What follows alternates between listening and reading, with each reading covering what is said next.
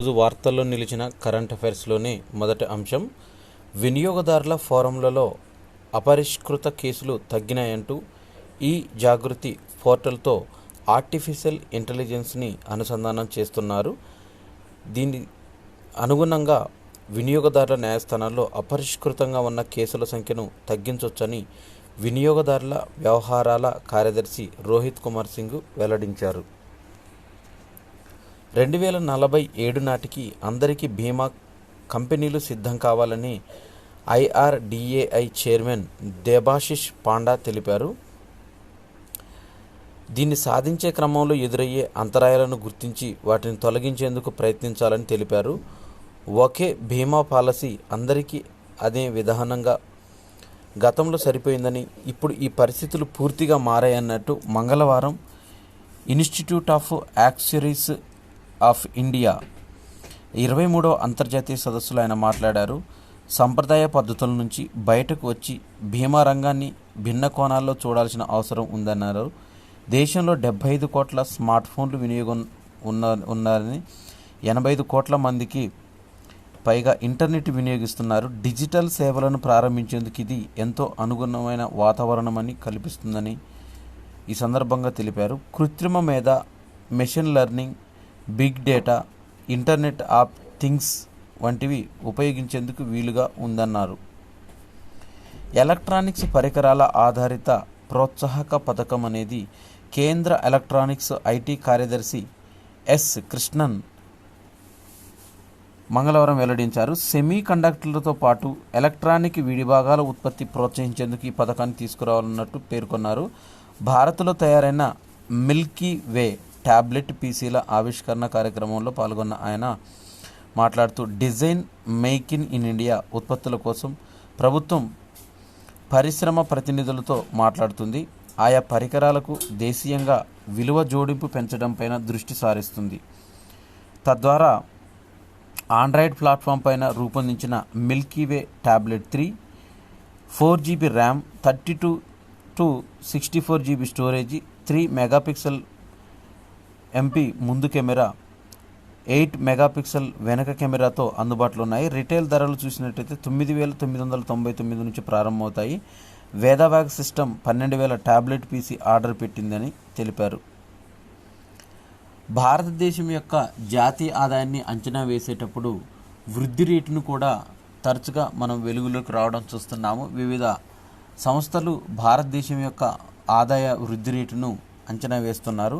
దీనిలో భాగంగానే ఏటా 7 నుంచి 8% వృద్ధితోనే 2047కు అభివృద్ధి చెందిన భారతదేశంగా తయారవుతుందని RBI మాజీ గవర్నర్ సి రంగరాజన్ అన్నారు. మనకి భారతదేశానికి స్వాతంత్రం వచ్చి 1947 నుంచి 2047కి 100 years అయ్యే టైంలోనే ఏటా వృద్ధి రేట్ అనేది 7 to 8% ఉంటుందంటూ సి రంగరాజన్ RBI మాజీ గవర్నర్ వెల్లడించారు. వేగవంతమైన వృద్ధి రేటుతో పాటు సామాజిక భద్రత, సబ్సిడీల పంపిణీ వంటివి ఇందుకు అవసరమని పేర్కొన్నారు. అభివృద్ధి చెందిన దేశంగా మారాలంటే తలసరి ఆదాయం $13,000 ఉండాలని, ప్రస్తుతం మన తలసరి ఆదాయం $27,700 అంటే సుమారు 2.25 లక్షలుగా ఉందన్నారు. గతేడాది ఆస్కార్ అవార్డుల ప్రధానోత్సవ వేదికపైన నాటు నాటు పాటని పరిచయం చేసిన అగ్ర కథానాయిక దీపిక పదుకొనె మరో భారీ అవకాశాన్ని అవార్డుల కార్యక్రమానికి హోస్ట్గా వ్యవహారానికి సిద్ధమవుతుంది. సినీ ప్రపంచంలోనే అత్యుత్తమ పురస్కారాల్లో ఒకటిగా భావించే బాఫ్టా అంటే British Academy of Film and Television Arts అవార్డులకు ఈసారి ఆమె ప్రఖ్యాతగా సాకర్ ఆటగాడి David బెక్హమ్,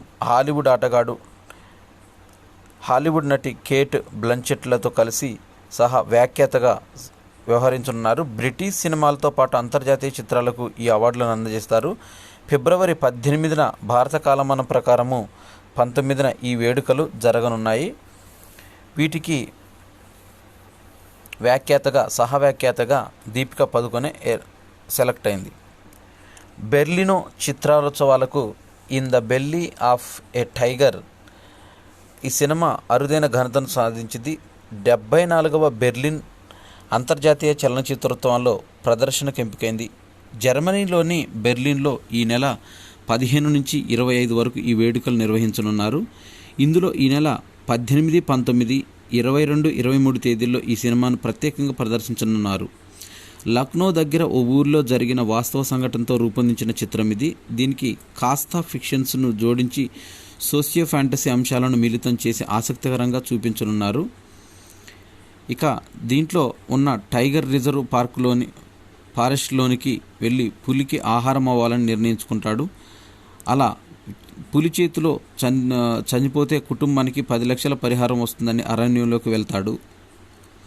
Bhairavi films, wonder pictures, జీవి ఫిలిమ్స్ పతాకం పైన శారదా ఉమా లీఫాంగ్, భావన గోపరాజు సంయుక్తంగా నిర్మించారు. ఈ చిత్రానికి రసూల్ పూకొట్టి సౌండ్ డిజైనింగ్ అనేది చేశారు. సందేశ్ ఖాళీలపైన కలకత్తా హైకోర్టు సుమోటో విచారణ చేపట్టింది. ఉన్నతాధికారులు ఉత్తర 24 పరగనాల జిల్లా కలెక్టర్కు నోటీసులు జారీ చేశారు. మరోవైపు సందేశ్ ఖాళీ వద్ద 144 సెక్షన్ విధించి నిషేధాజ్ఞలను విధిస్తూ అధికారులు జారీ చేసిన ఉత్తర్వులు పరిగణలోకి తీసుకున్నారు. వైద్యులు సూచించినట్లు నిర్ణీత క్రమం తప్పకుండా ఔషధాలు తీసుకుంటే క్షయవ్యాధి నయం కాదు. అందుబాటులో లేక కానీ నిర్లక్ష్యం వల్ల కానీ మధ్యలో తీసుకోవడం మానేస్తే ఆ ఔషధాలు ప్రభావరహితంగా మారుతాయి. పైగా ఈ క్షయవ్యాధి ముదిరి మందులకు లొంగకుండా మారే అవకాశం ఉంది. గర్భధారణ, ప్రసవానంతర సమయాల్లో న్యూమోనియా కానీ గర్భాశయ వ్యాధి కానీ వస్తే అది సెప్సిస్కు దారితీస్తుందని, ఈ సెప్సిస్ వల్ల కణజాల నష్టం, అవయవాల వైఫల్యం అనేది సంభవిస్తుంది. కొన్ని కేసుల్లో మరణం తప్పదు. అయితే పేద దేశాల్లో గర్భిణులకు సెప్సిస్ ముప్పు అధికంగా ఉంటుంది. ప్రపంచవ్యాప్తంగా తల్లుల మరణాలకు దారితీస్తున్న 3 ప్రధాన వ్యాధుల్లో సెప్సిస్ అనేది ఒకటిగా ఉంది. దీన్ని వారు అమెరికాలోని నార్త్ కరోలినా విశ్వవిద్యాలయ పరిశోధకులు నిర్ధారించారు. అయితే ఈ పురిటి నొప్పుల సమయంలో ఒక అజిత్రోమైసిన్ మాత్ర ఇస్తే సెప్సిస్ ప్రమాదాన్ని నివారించవచ్చని అన్నారు. భారత్, పాకిస్తాన్, బంగ్లాదేశ్ సహా పలు ఆఫ్రికన్, లాటిన్ అమెరికా దేశాల్లో అధ్యయనం జరిపారు. అజిత్రోమైసిన్ చాలా చౌకగా లభించే యాంటీబయాటిక్. దీన్ని ప్రసవ సమయంలో తల్లులందరికీ ఇవ్వడం చాలా అరుదైన పరిష్కారం. సంచలనాత్మకమైన బిల్కిస్ బానో కేసు. ఈ కేసులో దోషులకు శిక్ష తగ్గించి విడుదల చేయడాన్ని సుప్రీంకోర్టు తప్పుపట్టింది. గత నెల 8న తమపై చేసిన తీవ్ర వ్యాఖ్యల్ని సమీక్షించాలని గుజరాత్ ప్రభుత్వాన్ని సుప్రీంకోర్టు ఒక పిటిషన్లో దాఖలు చేసి కోరింది. 2027 మే 13న వెలువడిన తీర్పుపైన పునఃసమీక్ష పిటిషన్ దాఖలు చేయకపోవడాన్ని అధికార అన్యాయక్రమణగా తీసుకోవడం సబబు కాదంది. ఈ ప్రతివాదుల్లో ఒకరికి రాష్ట్రం కుమ్మక్కైనట్లు తీవ్రమైన వ్యాఖ్యలు చేయటం అత్యంత అవాంఛనీయంగా మారింది. పీఎం సూర్య ఘర్ ముఫ్త్ బిజ్లీ యోజన అనే పథకాన్ని ప్రారంభిస్తున్నట్టు ప్రధాని మోదీ మంగళవారం ప్రకటించారు. పథకంలో భాగంగా ప్రతి నెల 300 యూనిట్ల వరకు విద్యుత్ ఉచితంగా అందనుంది. ఈ ప్రాజెక్టుకు 75,000 కోట్లకు పైగా పెట్టుబడులు పెడుతున్నట్టు ఎక్స్ ద్వారా తెలిపారు. ఈ వాటాదారులందరినీ జాతీయ ఆన్లైన్ పోర్టల్కు అనుసంధానం చేశారు. పథకాన్ని అట్టడుగు స్థాయిలో ప్రాచుర్యం తీసుకుపోయేలా తమ అధికార పరిధి రూఫ్ టాప్ సోలార్ సిస్టమ్ ఏర్పాటుకు స్థానిక సంస్థలు, పంచాయతీలకు ప్రోత్సాహకాలు అందించనున్నారు. ఉక్రెయిన్, రష్యా దండెత్తటం, ఇజ్రాయెళ్లపైన హమాస్ దాడి, దక్షిణ చైనా సముద్రంపైన చైనా పట్టు బిగిస్తుండటం వంటి పరిణామాల నేపథ్యంలో ప్రపంచం ఇప్పుడు ప్రమాదకర దశాబ్దంలో అడుగుపెట్టిందని అంతర్జాతీయ వ్యూహాత్మక అధ్యయనాల సంస్థ IISS ఒక తాజా నివేదికలో తెలిపింది. ఆర్కిటిక్, ఉత్తర కొరియా, ఆఫ్రికా, సహేల్ ప్రాంతాల్లో అణ్వాయుధాల కోసం తహతలాడుతుండటంతో భద్రతాపరమైన వాతావరణాలు మరింతగా దిగజారిపోతున్నట్టు లండన్కు చెందిన సంస్థ గత 60 ఏళ్లుగా ఏటా ప్రపంచవ్యాప్తంగా సైనిక పరిస్థితులను మందగిస్తుందని, ఉక్రెయిన్ పైన రష్యా దండెత్తిన తర్వాత ప్రపంచవ్యాప్తంగా సైనిక వ్యయం 9% పెరిగినట్లు తెలిపారు. అమెరికా అధ్యక్షురాలిగా బాధ్యతలు స్వీకరించడానికి తాను సిద్ధమేనంటూ ఉపాధ్యక్షురాలు కమలా హారిస్ స్పష్టం చేశారు. అధ్యక్షుడు జో బైడెన్ జ్ఞాపకశక్తి, వయసుపై తీవ్ర విమర్శలు వస్తున్న వేళ ఆమె చేసిన ఈ వ్యాఖ్యలు ప్రాధాన్యతను సంతరించుకున్నాయి. పశువుల దానాయే గాజాలో ఆహారంగా బ్రతుకుతున్నారు. యుద్ధంతో నానా అవస్థలు పడ్డాడు. వెంటాడుతున్న ఆకలి బాధలు, ఆహారంలో ఇసుక కలిసిపోయినా ఉన్న కిమ్మనకుండా తినాల్సి వస్తుందంటూ పోషకాహార లోపం అనేక మందిలో పౌరులు ఇబ్బంది పడుతున్నారు. ఆహార కొరత ఆకాశాన్నంటిందంటూ వార్తలు వెలువడ్డాయి. ఐక్యరాజ్యసమితి కార్యాలయ తొలగింపునకు ఇజ్రాయెల్ ఆదేశాలు జారీ చేసింది. గాజాలో పాలస్తీనా యుద్ధ బాధితుల పునరావాసం సాయం కోసం పనిచేస్తున్న ఐక్యరాజ్యసమితి సంస్థ UNRWA పైన ఇజ్రాయెల్ చర్యలు చేపట్టింది. తమ భూభాగంలోని ఈ సంస్థ కార్యాలయాలను తక్షణమే మూసేయాలని ఆదేశాలు జారీ చేసింది. వందే భారత్, అమృత్ భారత్ రైళ్ల తర్వాత బుల్లెట్ రైళ్లు భారత్లో అడుగుపెట్టనున్నాయి. గంటకు 300 కిలోమీటర్ల వేగంతో పరుగులు తీసే ఈ రైళ్ల విశేషాలు రైల్వే శాఖ మంత్రి అశ్విని వైష్ణవ్ ఎక్స్ వేదికగా పంచుకున్నారు. భారీ బడ్జెట్లో కేంద్రం ప్రతిష్టాత్మకంగా నిర్మిస్తున్న ముంబై టు అహ్మదాబాద్ కారిడారు భారత భవిష్యత్తుగా పేర్కొంటున్నారు.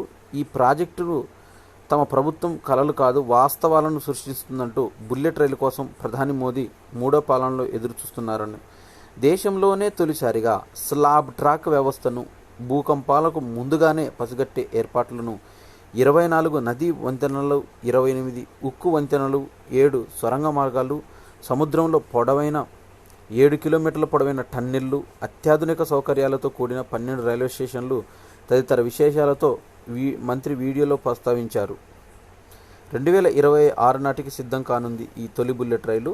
508.17 కిలోమీటర్ల పొడవున్న ఈ రైలు కారిడారు ఇప్పటికే 251 కిలోమీటర్ల మేర పిల్లర్లు, 103 కిలోమీటర్ల ఎలివేటెడ్ సూపర్ స్ట్రక్చర్ నిర్మాణం అనేది పూర్తయింది. ఈ బుల్లెట్ రైలు సేవలు అందుబాటులోకి వస్తే కేవలం 3 గంటల లోపలనే అహ్మదాబాద్ నుంచి ముంబై చేరుకోవచ్చు.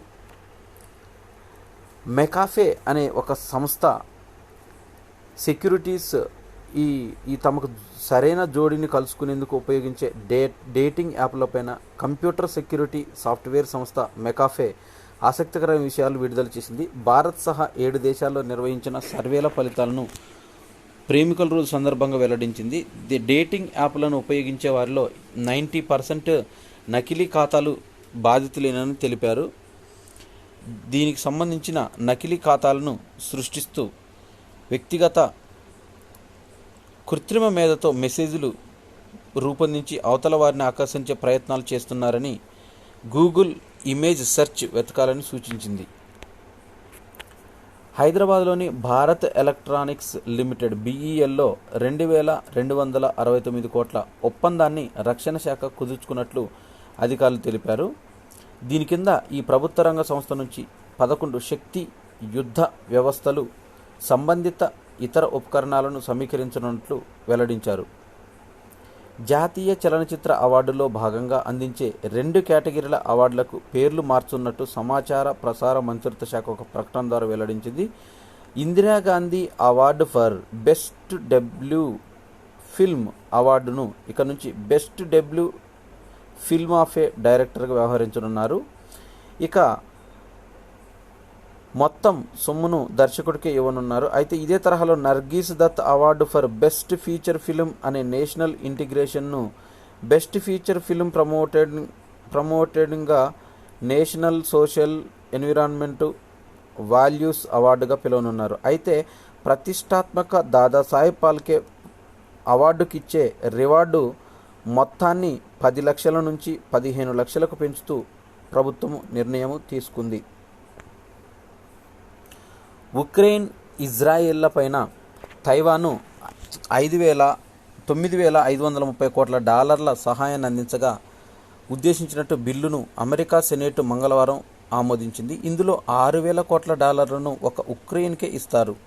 ఇక ఉక్రెయిన్ సహాయాన్ని ప్రతిపక్ష రిపబ్లికన్లు వ్యతిరేకంగా ఉన్నందున బిల్లులు చాలా కాలం నుంచి పెండింగ్లో ఉన్నట్టు చివరకు 22 మంది రిపబ్లికన్లు పాలక డెమోక్రాట్ల చేతులను కలపడంతో సెనేట్ బిల్లు 70 నుంచి 29 ఓట్లతో నెగ్గింది.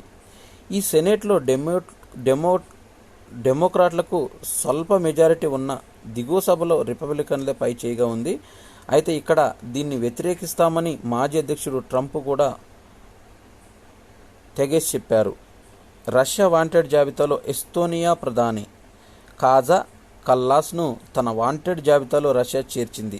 నాటో దేశమైన ఎస్తోనియాలోని రెండో ప్రపంచ యుద్ధం నాటికి స్మారకాన్ని తొలగించినందుకు ఆమెను ఈ జాబితాలో చేరుస్తూ రష్యా హోంశాఖ ప్రకటన విడుదల చేసింది. ఆమెపై నేర అభియోగాలను మోపింది.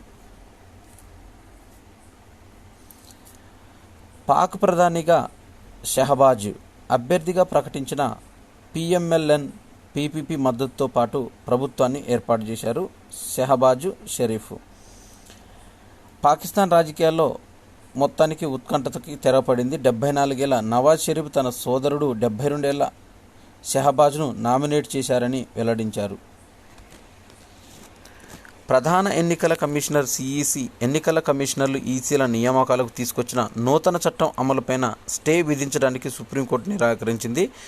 నియామక కమిటీలో సీజేఐని చేర్చకపోవడాన్ని ప్రజాస్వామ్య సంస్కరణల సంఘం తమ పిటిషన్లో ప్రశ్నించింది.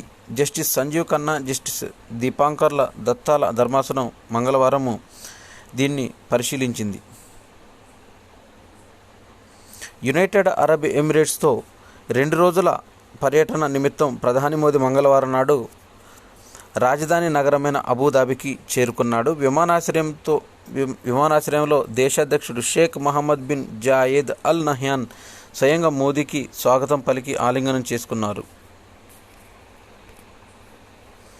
అబుదాబి సమీపంలో పూర్తిగా రాళ్లతో నిర్మించిన తొలి హిందూ దేవాలయమైన బోచాసనావాసి అక్షర్ పురుషోత్తం స్వామినారాయణ్ సంస్థ BAPSను బుధవారం ప్రధాని మోదీ ప్రారంభించారు. దుబాయ్ అబుదాబి మార్గంలో షేక్ జాయేద్ హైవే పక్కన ఈ ఆలయాన్ని నిర్మించారు. UAE ప్రభుత్వం ఇచ్చిన 27 ఎకరాల భూమిలో 2019లో నిర్మాణాన్ని ప్రారంభించగా రాజస్థాన్, గుజరాత్ల నుంచి వచ్చిన నిపుణులు దాదాపు 3 ఏళ్లు శ్రమించి ఈ అద్భుత కట్టడంలో భాగస్వాములయ్యారు.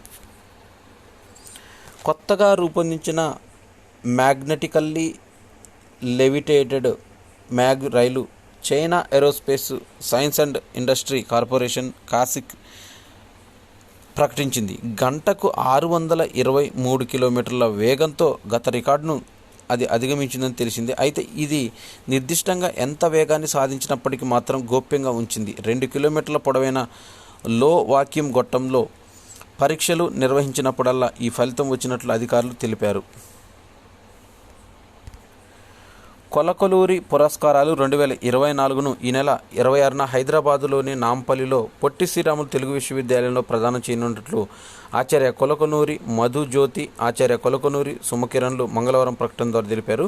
ఎంపికైన గ్రంథాల రచయితలను సత్కరించడంతో పాటు నగదు బహుమతులను అందజేస్తామన్నారు. కొలకలూరి భాగీరథి కథానిక పుస్తకానికి కామునికంత రచయిత హుమయున్ సంగీర్, కలుంకూరి గుట్ట అడవి బతుకులు దిలావర్ నిర్మాల్యం సింహప్రసాద్ కొలకలూరి రామయ్య విమర్శన పురస్కారానికి తాత్విక నేపథ్యంలో తెలుగు కవిత పరిణామం డాక్టర్ సుంకిరెడ్డి నారాయణ రెడ్డి, నవలా హృదయం 3వ భాగం వి రాజారామ్మోహన్ రావు ఎంపికైనట్టు వెల్లడించారు.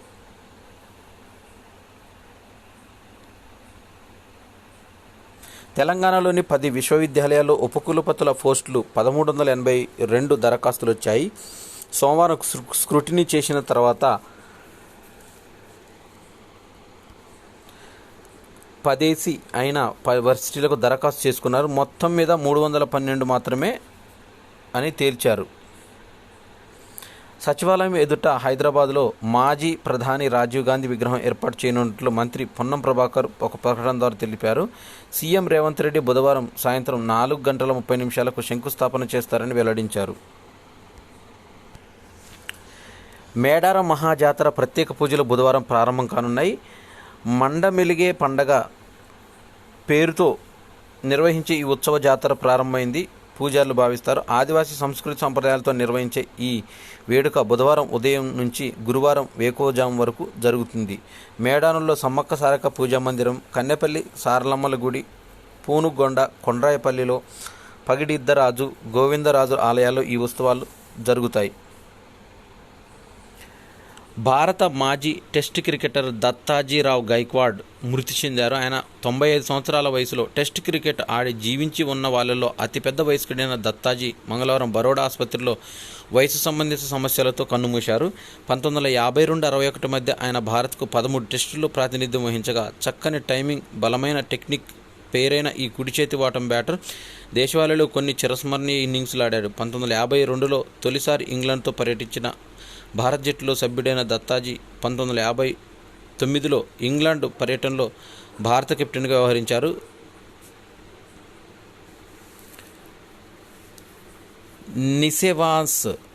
నిసెనాస్ ఫ్రీస్టైల్ చెస్ టోర్నమెంట్లో భారత grand master Gukesh title race నుంచి నిష్క్రమించాడు. మంగళవారం కరోనా అమెరికాతో క్వార్టర్ ఫైనల్లో 2 గేమ్లో తప్పక నెగ్గాల్సి ఉండగా గుకేష్ డ్రాతో సరిపెట్టుకున్నాడు. ప్రో కబడ్డీ లీగ్ సీజన్ 10లో భాగంగా పాట్నా ప్లే ఆఫ్స్కు దూసుకెళ్లింది. మంగళవారం జరిగిన మ్యాచ్లో ఆ జట్టు 38-36తో తెలుగు టైటన్స్ పైన విజయం సాధించింది. ఇక మరో మ్యాచ్లో 2 గెలిచిన తెలుగు టైటన్స్ అట్టడుగుకు కొనసాగుతుంది. భారత హ్యామర్ త్రో క్రీడాకారిణి రచనా కుమారి పైన 12 ఏళ్ల నిషేధం పడింది. ఆమె రెండోసారి డోపీగా తేలడంతో అంతర్జాతీయ అథ్లెటిక్ సమాఖ్య సమగ్రత విభాగం ఈ నిర్ణయాన్ని తీసుకుంది. దీంతో 2023 సెప్టెంబర్ 24 నుంచి సాధించిన పతకాలు, నగదు, బహుమతులు రచన కోల్పోనుంది. ఐసీసీ మహిళల వన్డే బ్యాటర్ల ర్యాంకింగ్స్లో భారత స్టార్ స్మృతి మందన 696 ర్యాంకుతో 2 స్థానాలు మెరుగుపరుచుకొని 4వ ర్యాంకుకు నిలిచింది. నాటి సీవర్ 807 ప్లాంట్ ఈ జాబితాలో అగ్రస్థానంలో ఉంది. ఇవి ఫిబ్రవరి 14, 2024కు సంబంధించిన కరెంట్ అఫైర్స్. ఈ వీడియో నచ్చినట్టయితే లైక్ చేయండి, షేర్ చేయండి, కామెంట్ చేయండి. నా ఛానల్ సబ్స్క్రైబ్ చేసుకోవడం ద్వారా నేను చేసే వీడియోస్ అన్నీ మీకు నోటిఫికేషన్ రూపంలో వెలువడతాయి. Thanks for watching.